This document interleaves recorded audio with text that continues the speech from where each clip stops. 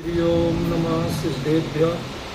मंगलम भगवान वीरो मंगलम गौतमो गणी मंगलम कुंद्र कुंद्राध्यो जैन धर्मो सुमंगलम सर्वमंगल मांगल्यम सर्वकल्याणकारकम प्रधानम सर्वधर्माणां जैनं जयतु शासनं जैनं जयतु शासनं जैनं जयतु शासनं भक्तांबर प्रणते मौलिमणि प्रभाणा मोद्योतकं दलित पापतमो वितानं सम्यक् प्रणम्य जिनपादयुगं युगादा बालं वनं बहुजले पतितां जनानां यः संस्तुतः सकलवाङ्मय तत्त्वबोधा उद्भूत बुद्धिपटुभिः सुरलोकनाथै स्तोत्रै जगत्रितय चित्तहरैरुदारै स्तोष्ये किलाहमपि तं प्रथमं जिनेन्द्रं बोध्या विनापि विबुधाचित्पादपीठ स्तोतुं समोदतमतिर्विगतः त्रपोऽहम् बालं विहाय जलसंस्थितमेन्दुबिम्ब मन्नः कैक्षति जनः सहसा ग्रहीतुम् गुणान् गुणसमुद्रशशाङ्ककान्तान् कस्ते क्षमाः सुरगुरु प्रतिमोऽपि बोध्या कल्पान्ते पवनोदतनक्रचक्र होवातरीतुमलमाम्बुनिधिं भुजाभ्यां सोऽहं तथापि तव भक्तिवशान्मुनीश कर्तुमिस्तवं विगतशक्तिरपि प्रवर्त प्रीत्यात्मवीर्यमविचार्य मृगेन्द्रं नाभेति किं निजशिशो परिपालनार्थम् अल्पश्रुतं श्रुतवतां परिहासधाम त्वद्भक्तिरेव मुकुरी कुरुते बलान्मा यत्कोकिलः किल मधौ मधुरं विरोति तच्चाम्रचारुकलिका निकरे कहेतु तत्संस्तवेन भवसन्ततिसन्निबद्धं पापं क्षणाक्षयमुपेति शरीरभाजा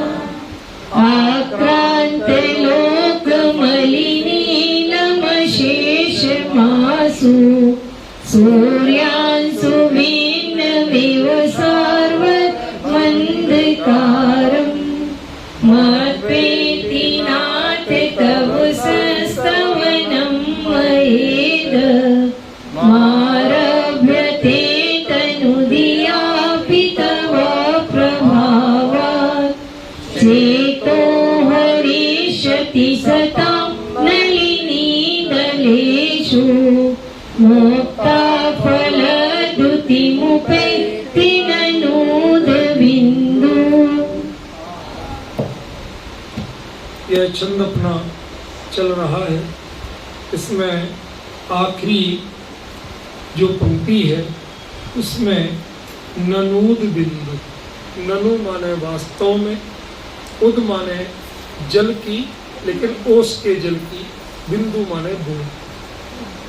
थोड़ा सा उपयोग लगाना पड़ेगा, क्योंकि अब प्रतिक्रमण में तो बैटरी डाउन हो चुकी है, तो थोड़ा सा उपयोग लगा के सुनेंगे तो सुनाई देगा आवाज। अरे इसकी ये बंद है। विचार ये करना है कि जिनेंद्र भगवान के संस्तवन से हमारा चित्त, हमारे परिणाम वह ओस की उस नल्ली पत्र पर पड़ी हुई बूंद की द्युति व मुक्ता फल द्युति मुपे मोतियों के समान या मुक्त जीव सिद्धों के समान हमारी परिणति कैसे हो सकती है, उसके लिए थोड़ा सा मैं आपको नंदीश्वर दीप की पूजन की ओर ले चलना चाहता हूँ। उसमें जयमाला में कुछ शब्द हैं जो इस बात को प्रमाणित करते हैं। आपने पढ़ा होगा, कोटि शशि भानुदुति तेज छिप जाते हैं, महावैराग्य परिणाम ठहरा। पहले सोचना कि नंदीश्वर दीप में जाते कौन है। आपने पढ़ा है, नंदीश्वर सुर जाहि ले वसुधरम, पढ़ा है। मैंने मनुष्य तो जाते नहीं, 2.5 दीप के आगे मनुष्य जा ही नहीं सकते। सही है, 2.5 दीप के आगे मनुष्य जा नहीं सकते, ये बिल्कुल पक्की बात है, ठीक है ना। तो नंदीश्वर दीप कौन सा है? 8वां दीप नंदीश्वरम भासु, ये भी पढ़ा है आप। तो जब वो 8वां द्वीप है तो 8वें द्वीप में तो देव ही जाएंगे, मनुष्य तो जा नहीं सकते। और देवों में असंयम ही होता है, उनके वैराग्य होता नहीं। भाई वैराग्य जिसके होगा उसके जीवन में संयम होगा कि नहीं होगा। अब चक्कर देखिए, आचार्य क्या लिख रहे हैं कवि, ये सब आचार्यों की बात है, ये तो उनका हिंदी अनुवाद है और कुछ नहीं। ये त्रोय प्रणति आदि ग्रंथों में सब दिया हुआ, मूल गाथा है जो कि क्या लिखा है, कोटि शशि भानु द्युति तेज छिप जाते। उन रत्न प्रतिमाओं की चमक कैसी है, करोड़ों सूर्यों से भी अधिक। अब एक बात बताओ, आप सूर्य की ओर देख सकते हैं? नहीं। जब वो पूरी चमक में हो आप देख सकते हैं? नहीं। लेकिन चक्रवर्ती भरत रोज सुबह सूर्य विमानों में विराजमान अकृत्रिम चैत्यालयों के दर्शन करते, रोज वंदना करते। इसका मतलब है 2 तरह की दृष्टियां होती हैं। एक तिमिर हरा दृष्टि जो अंधेरे को भी चीर के वस्तु को स्पष्ट देख सकती है, और दूसरी चकाचौंध को हराने वाली दृष्टि जिससे आंखें चुंधियाती नहीं है। आप जरा विचार करें, संसार के वैभव से भी हमारी आंखें बहुत चुंधियाती, लेकिन ज्ञानी जीव कितने ही वैभव हो आपके यहाँ, चक्रवर्तियों के यहाँ आहार हो जाए मुनिराज का, उन्हें कोई फर्क पड़ता है? कोई अंतर पड़ता है? कुछ भी नहीं होता। वो बिल्कुल निर्विकार निर्लिप्त बिल्कुल सहज बने रहती, उन्हें महिमा नहीं आती, ऐसे आंख खोल के भी नहीं देखती। समझ गया? तो चुंधियाने की सामग्री हो, लेकिन आपकी आंखें नहीं चुंधियाए, ऐसा भी तो होता है। एक चुंधियाना प्रतीकात्मक भी तो होता है। वैभव देख के भी आंखें चुंधिया जाती, हमारा विवेक काम करना बंद कर देता है, लेकिन ज्ञानियों का विवेक वह उनमें परफेक्टली काम करता है। आप सोचिए, नंदीश्वर दीप में जब देव जाते हैं जिनके वैराग्य की माने पात्रता ही नहीं की है, नहीं है ना। अब सुनिए वहां क्या लिख रहे, महावैराग्य परिणाम ठहरा। ये किसके होगा? ये सिर्फ लोकांतिक देवों। यद्यपि वो नहीं जाते हैं वहां भी, कहीं नहीं जाते हैं, लेकिन ऐसे परिणाम किसके हो सकते हैं? महावैराग्य के परिणाम लोकांतिक देवों। क्यों? क्योंकि वर्धमान चरित्र के धनी उग्र तपस्वी रिद्धिधारी मुनिराज ही लोकांतिक देव बनते हैं, जिन्हें एक भाव से ज्यादा संसार में रहना, जो इसी भाव से मोक्ष जाना चाहते लेकिन किन्हीं कारणवश नहीं जा पाए, तो वो समझ लो वेटिंग हॉल जैसा बिताते हैं। 8 सागर की आयु कैसे बिताते हैं? जैसे वेटिंग हॉल में ट्रेन 8 घंटे लेट हो जाए, आप दूसरे शहर में हो, ट्रांजिट कोई जंक्शन हो जहां से आपको ट्रेन बदलना, दूसरी ट्रेन या फ्लाइट 8 घंटे लेट हो गई, तो आपको बाकायदा लाउंज दिया जाता है। ये बहुत लाउंज का लाभ उठा, लाउंज दिया जाता है। कई लोग लाउंज के चक्कर में पहले जाते, कई लोगों को लेट होने के कारण लाउंज मिलता है, लेकिन उस लाउंज में बैठ के भी उनका उपयोग हर समय अनाउंसमेंट और स्क्रीन पर रहता है। मेरी फ्लाइट की स्थिति क्या है, आएगी नहीं, पहली चिंता तो यही होती, आएगी नहीं तो जाएगी क्या, समझिए, आएगी नहीं और आ गई संतोष। अब पुराने पैसेंजर उतर रहे हैं, क्लीनिंग हो रही है, मेंटेनेंस स्टाफ काम कर रहा है, सब चल रहा है, लेकिन ये जितने शानदार सोफा पे लाउंज में बैठा है, फ्लाइट में सीट इतनी कंफर्ट नहीं होगी। सूरज जी, तो क्या करना कि फ्लाइट गई तेल लेने, हम तो सोफा पे ही बैठे रहे, लाउंज चलेगा? कोई सोचता है? कोई नहीं सोचता। क्यों? क्योंकि लाउंज है, वेटिंग रूम है, सुविधाएं कितनी भी हो, लेकिन वह सुहाती किसी को नहीं है। जो मंजिल पे ले जाती है वो छोटी सी सीट भी बहुत अच्छी है, इंतजार उसी का है। इसलिए वो लोकांतिक देव निरंतर प्रतीक्षा किसकी करते हैं? ये डिस्टर्बेंस है। प्रतीक्षा किसकी करते हैं? वो प्रतीक्षा करते हैं कि कब मनुष्य भाव मिले, कब दीक्षा लें और कब आत्म ध्यान करके मोक्ष जाए। समझे कि ऐसी वो 8 सागर की आयु का 5वां ब्रह्म स्वर्ग, उसका असली नाम है ब्रह्म लोकालय, इसीलिए वो लोकांतिक देव कहलाता। समझिए, वो वहां पर 8 सागर की आयु किसमें बिताते हैं? महावैराग्य। वो अपने महावैराग्य के परिणामों को स्थिर करते हैं। जैसे हमें अब फ्लाइट में बैठना है, अब कितनी देर में पहुंचेंगे, कितने लेट पहुंचेंगे। जो आपकी फ्लाइट शाम को 5 बजे पहुंचती थी, 8 घंटे लेट हो गई, तो कितने बजे पहुंचेगी सुरेश बाबू? रात को 1 बजे। अब फिर सोचते हैं 1 बजे कहाँ जाएंगे, कैसे पहुंचेंगे, क्या साधन होगा, किसकी नींद खराब करेंगे।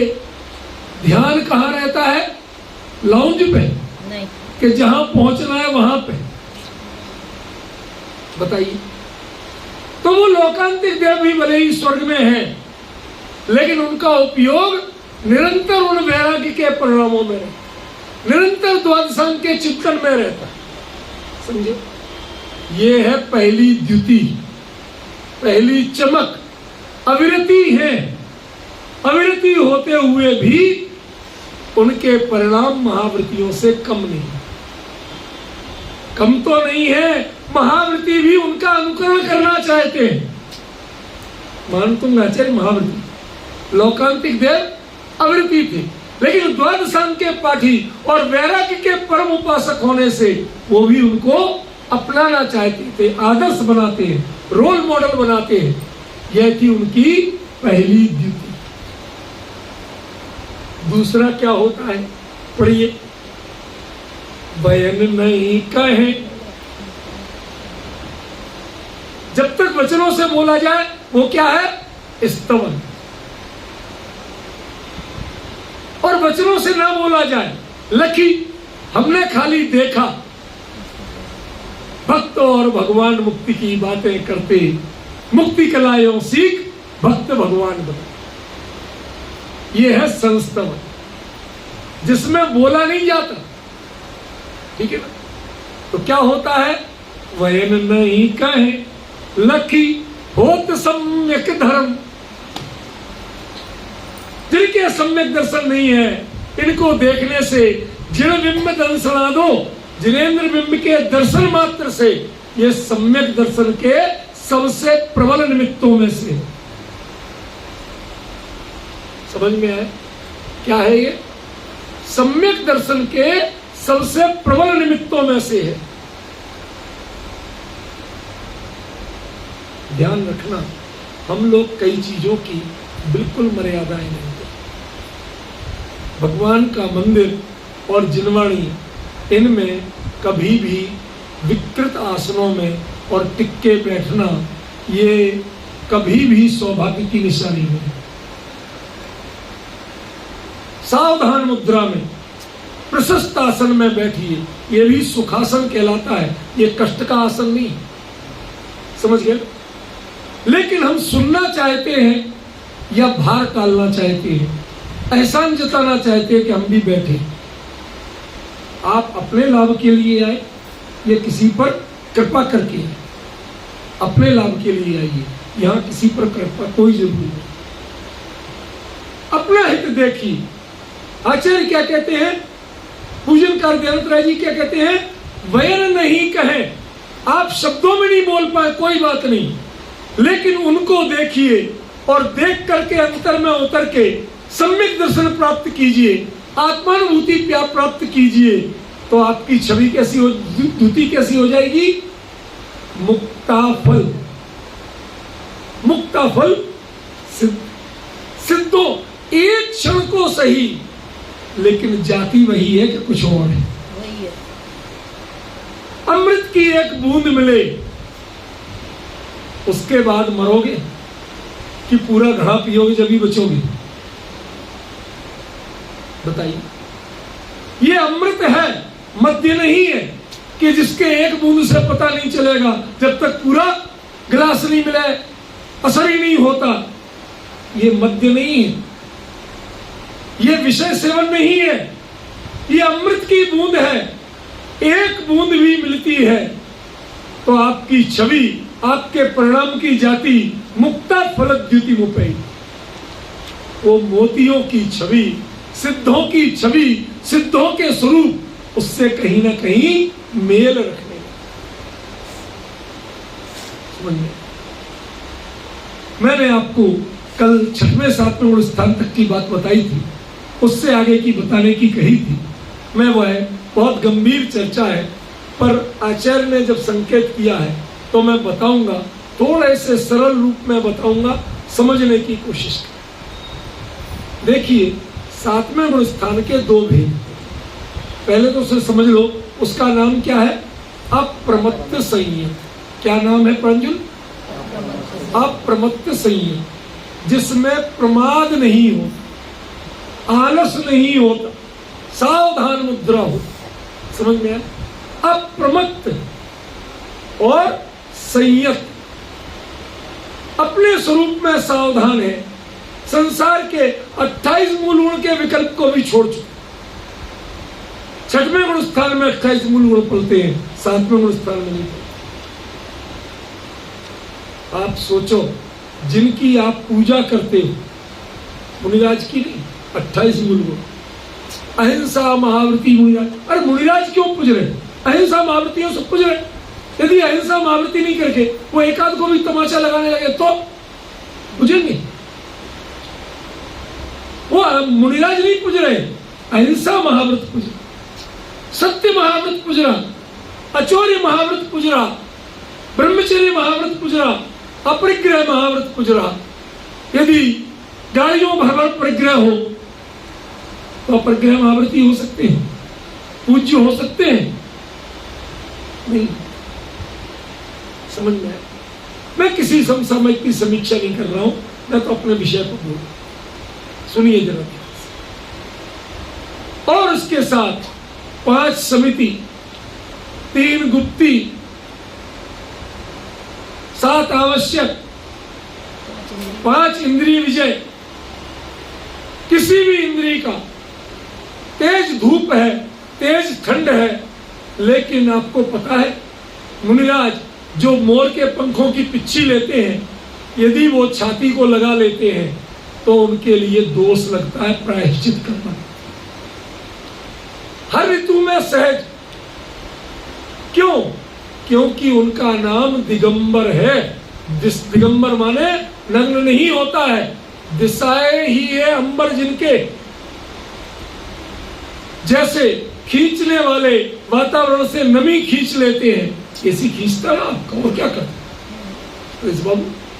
मौसमी तो खींचता है, उसी की ठंडक तो देता है। खींचने वाले वातावरण से नमी खींच लेते हैं, वो खींचने वाले वातावरण से ऊष्मा खींच लेते हैं। उनको कोई ठंड नहीं लगती। आपको प्रमाण देता हूं, टा इंडिका मेगास्थनीज, वो आया सिकंदर के साथ। उसने देखा कि अल्प पर्वत के पार अफगानिस्तान से भारत आते हुए रास्ते में कई जगह दिगंबर मुनि मिले, जो कंठ तक बर्फ में ढके हुए। उसके बाद घंटों तपस्या कर रहे और उठ के ऐसे सहज चल देते थे जैसे उन्हें कोई ठंड बढ़ने लगी ही नहीं, बर्फ हो ही नहीं, दिगंबर मुद्रा में। ये बात मैं पंचम काल की कर रहा हूं, चौथे काल की नहीं। सिकंदर और चंद्रगुप्त मौर्य, इनके काल को तो जानते हो आप, यह उस काल की बात। उसने जो देखा दिगंबर मुनियों का स्वरूप, उसने लिखा है, कोई अंतर नहीं पड़ता। आप अंतरंग ऊर्जा से युक्त होते हैं तो बाहर के मौसम का कोई फर्क नहीं। ऐसे महान मुनिराज, उनके जिन 28 मूल गुणों को देख देख के आप उनकी पूजा करते, उन 28 मूल गुणों को भी तिनके के समान छोड़ के जो अपने चैतन्य स्वरूप में रमने चले जाते हैं, उसको कहते हैं अप्रमत्त संयत। ये 28 मूल गुण प्रमत्तता है, ये प्रमाद है, ये अप्रमाद नहीं। कोई प्रमाण दूं? देता हूं, चिंता मत करें। हमारे रूबी बिटिया को तो बड़ी जल्दी लग जाता है, कह रहे साहब ये तो इनको प्रमाद कह रहे। शांति हो, अभी बता। तत्वार सूत्र पढ़ा है, तत्वार सूत्र तो सच्चा मानती हो। सुनो, तत्वार्थ सूत्र में इन सभी का वर्णन आश्रव अधिकार में है। और आश्रव को छैडाला में क्या कहा? आश्रव दुख कार घनेरे, बुद्धिवंत तीन मेरे वेरे।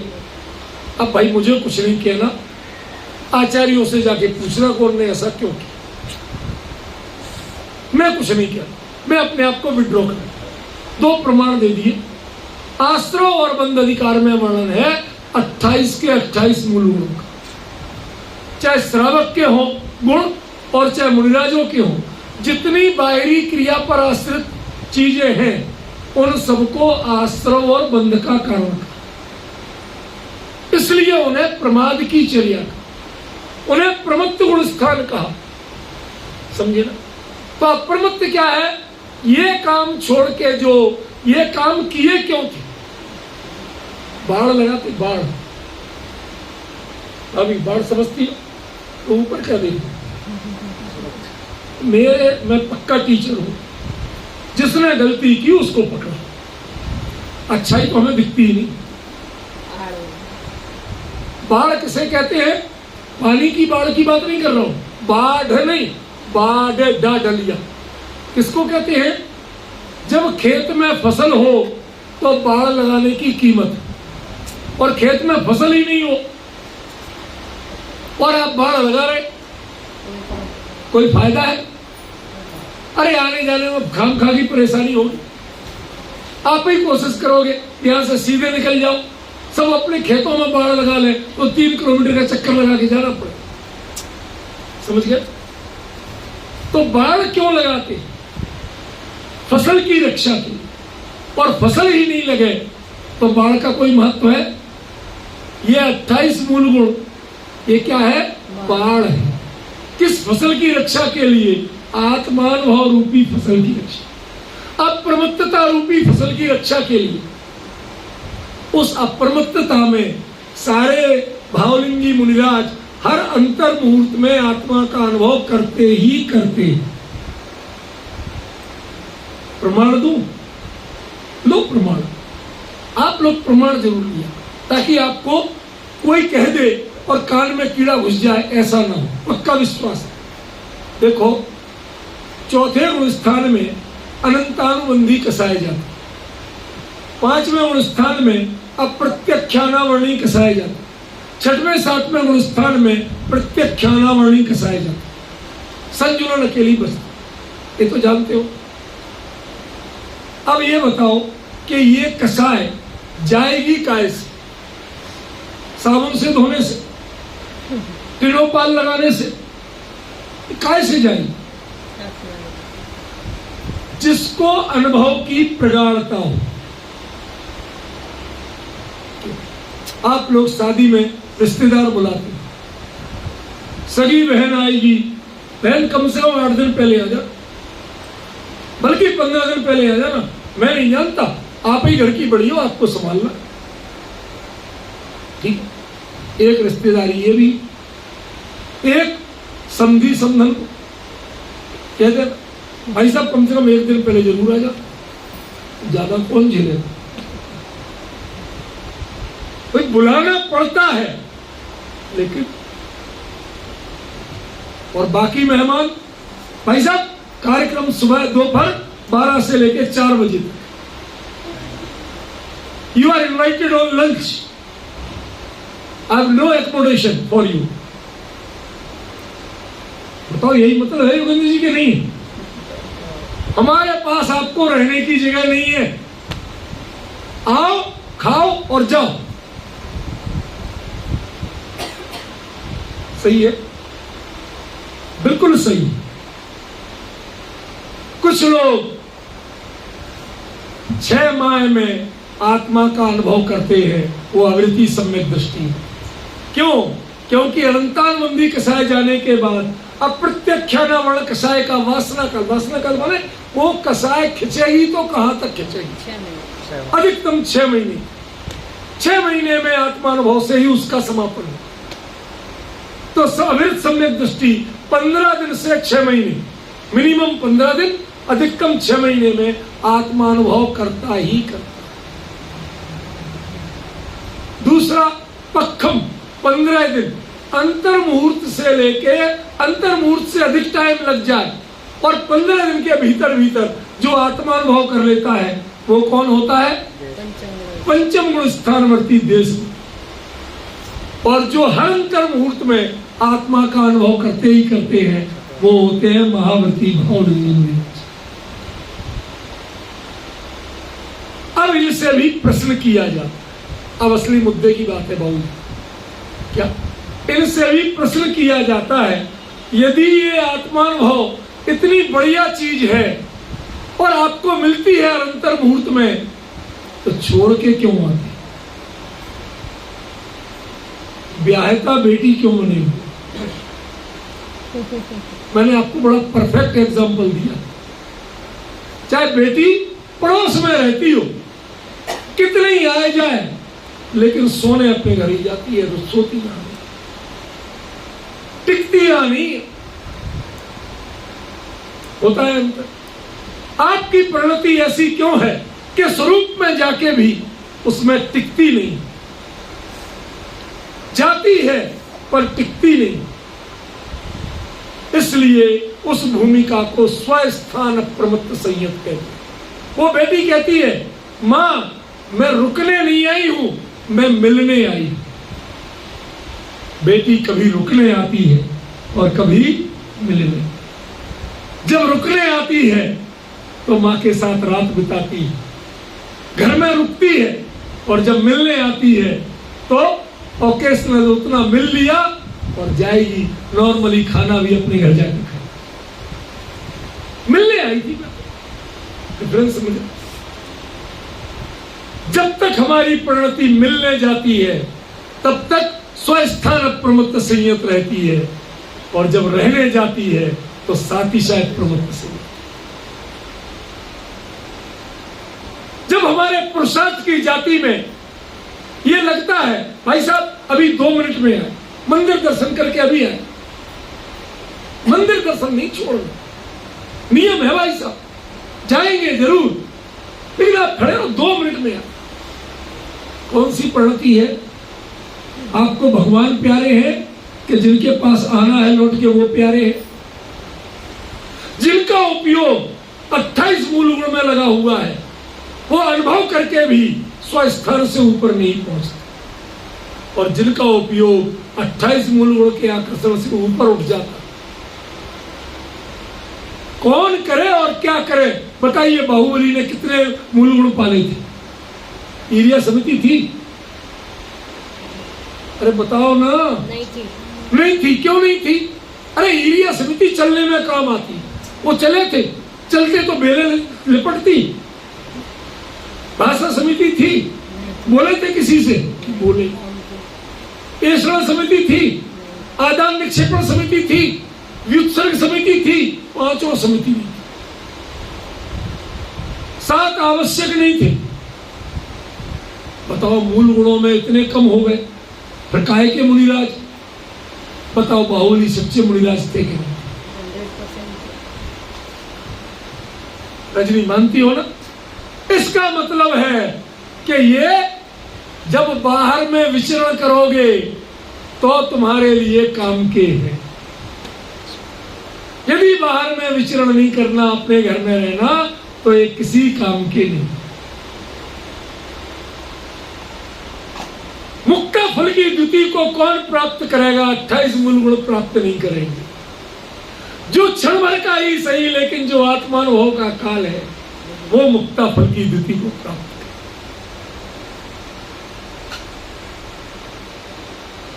क्योंकि उसमें सिद्धों की झलक मिलती है। 28 मूल गुणों में सिद्धों की झलक, और जिसकी परिणति में वही रम जाए, उससे बाहर आने का ही मन नहीं करे।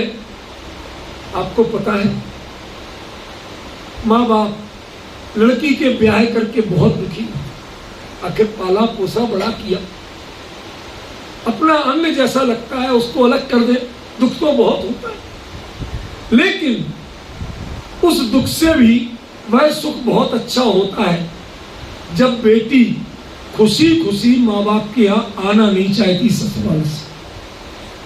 शब्द ध्यान देना, क्या बोला? वो बार बार आना चाहती तो माता पिता को चिंता हो, और आना नहीं चाहती तो ताना तो मारते हैं, आती नहीं है, नाम ही नहीं लेती। 100 बार बुला चुके, भाई को भेजा तब भी नहीं आई, लेकिन अंतर अंदर में प्रसन्न हो। भैया बेटा तुम गया था, दीदी को कोई परेशानी तो नहीं? अरे नहीं मम्मी, सब तरह की। मैंने उसे बहुत कहा, मम्मी ने याद किया, पिताजी ने कहा, छोटी बहन कह रही, यहां का कौन देखे, यहां का सब कुछ अब मेरे ऊपर, किसी को कुछ भी चाहिए मेरे से पूछते, मेरे बिना यह पत्ता नहीं। जब बेटी को अपने ससुराल में इतना रमता देखते हैं तो माता पिता दिखावे की नाराजगी और अंतर में अत्यंत प्रसन्नता का अनुभव। जब मुनिराजों को 28 मूल गुणों का पालन नहीं करते देखते हैं, शब्द पे ध्यान देना, बिटिया माँ बाप के पास नहीं आके क्लब में जाने का, दुनिया में जाने का टाइम हो, तब तो वाकई में बुरा लगे। लेकिन ससुराल में मग्न है, कहीं नहीं जाती है, यहां तक कि माता पिता के, अब अंतर पड़ गया, दोनों चीजों में अंतर पड़ा। सुरेश बाबू, क्या माता पिता के पास नहीं आती और दुनिया में जाती है तो फिर तो अपराधी है। लेकिन माता पिता के पास भी आने के जिसके पास टाइम नहीं और रुचि नहीं, माता पिता शिकायत भरपूर करते हैं लेकिन अकेले में बैठते हैं, हाथ पकड़ते हैं एक दूसरे का, भाई गजब की ससुराल मिली, बहुत संतोष है। आने की इच्छा नहीं होती, नहीं मिलने का दुख है, लेकिन उसके नहीं आने की खुशी है।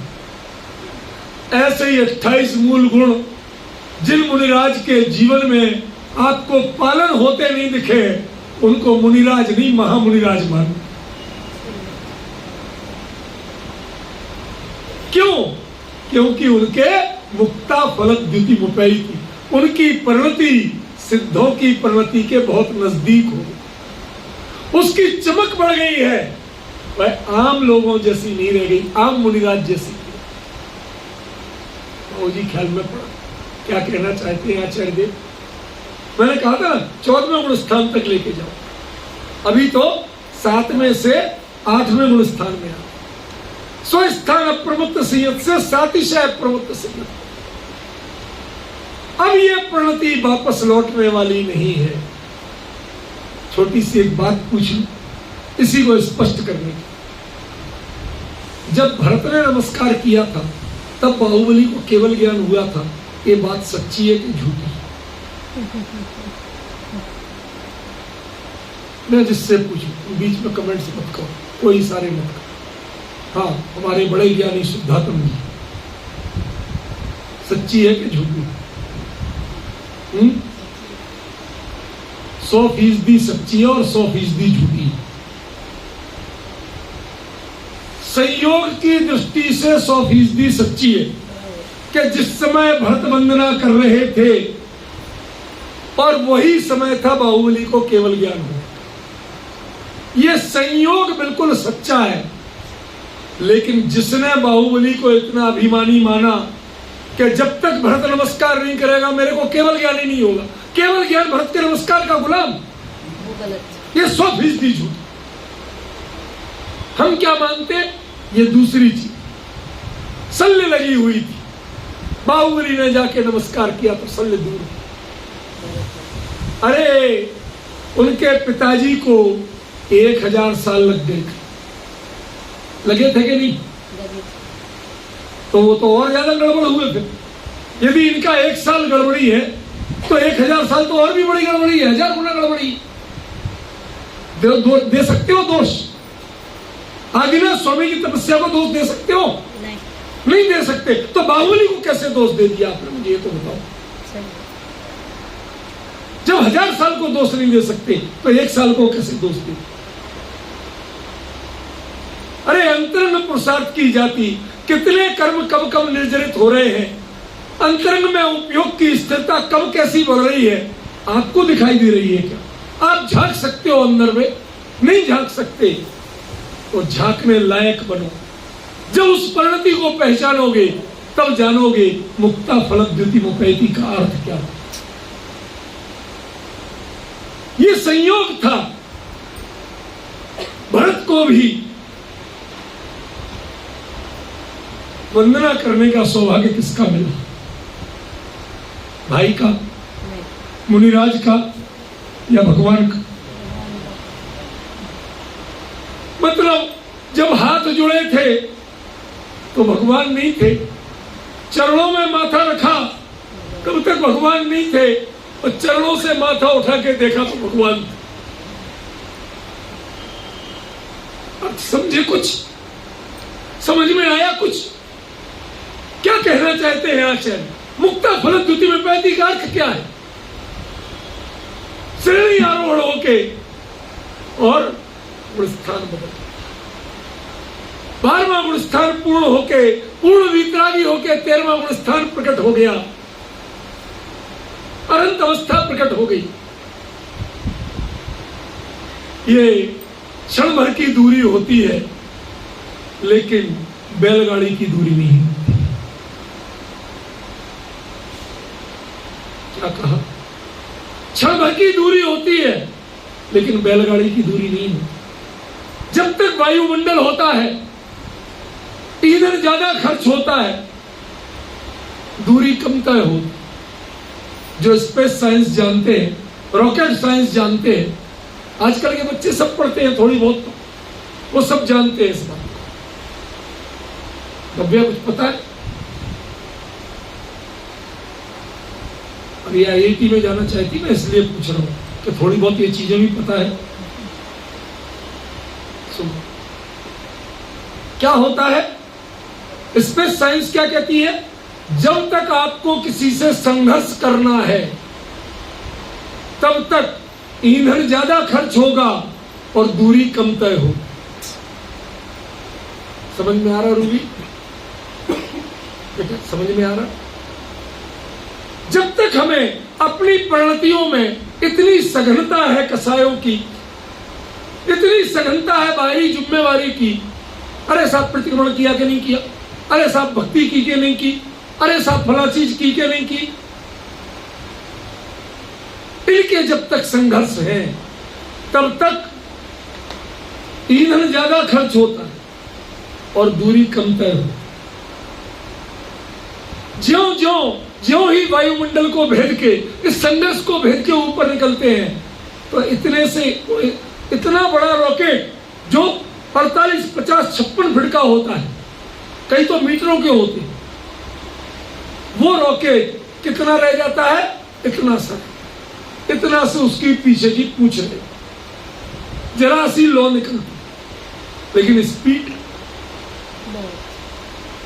जितनी देर में वो उधर पहुंचा था कुछ किलोमीटर ऊपर, उतनी देर में हजारों किलोमीटर ऊपर और जरा से ईंधन में पहुंचा।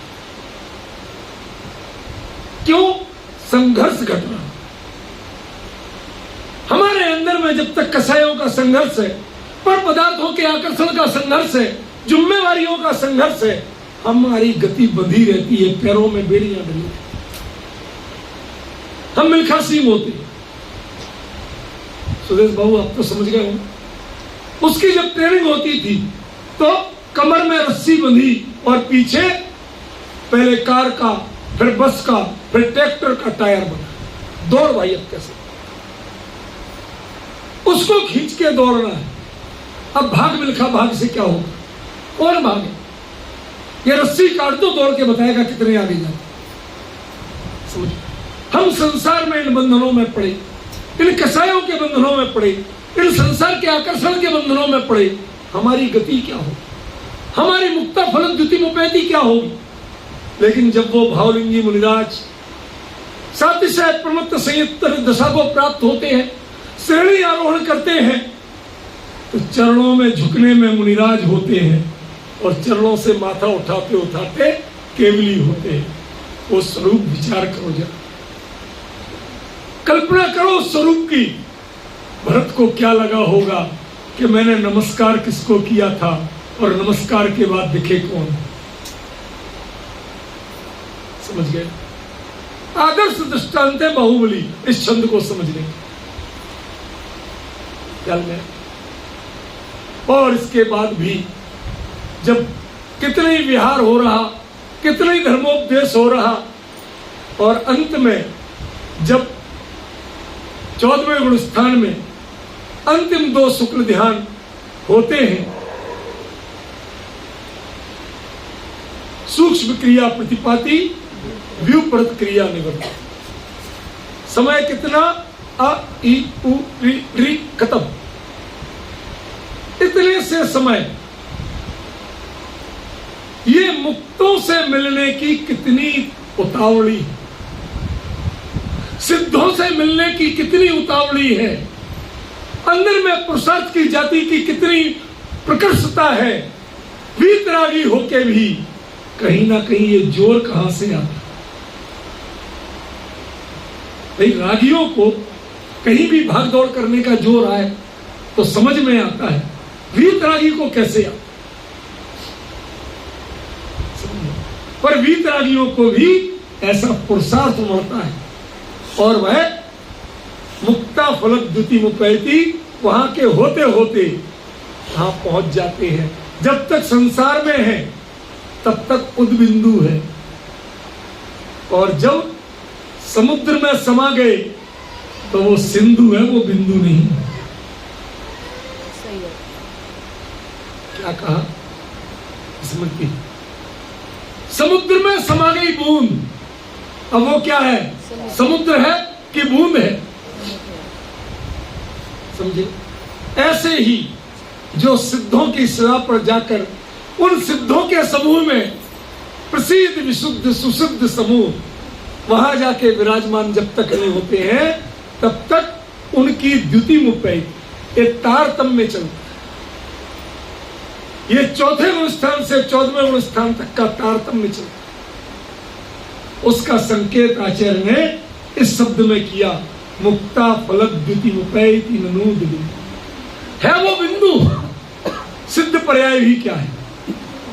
पर्यायी तो है, द्रव्य तो नहीं है, लेकिन वह पर्याय होके भी अविनाशी पने को हर पर्याय वैसी की वैसी, उसमें कोई अंतर ही नहीं आता। हर पर्याय में सिद्ध और मुक्त विराजमान है। बिंदु है पर्याय, लेकिन उसमें परिपूर्ण ज्ञायक विराजमान है। कोई खंड खंड जगत की वस्तु है विराजमान, इसलिए उसको क्या कहा गया? मुक्ता फलक द्युति मुपैत नूद बिंदु। मेरी हिम्मत आज इसकी इतनी ही है, इससे अधिक नहीं है। मैं ज्यादा नहीं बोल पाया। आगे से हर संडे को इस पर चर्चा चलेगी। जिसको सुनना हो ऑनलाइन ऑफलाइन जैसे सुनना हो सुन सकते हैं। मैं आज नहीं हूँ समर्थ, इसलिए यहीं पर विश्राम लेता हूँ। विशेष चर्चा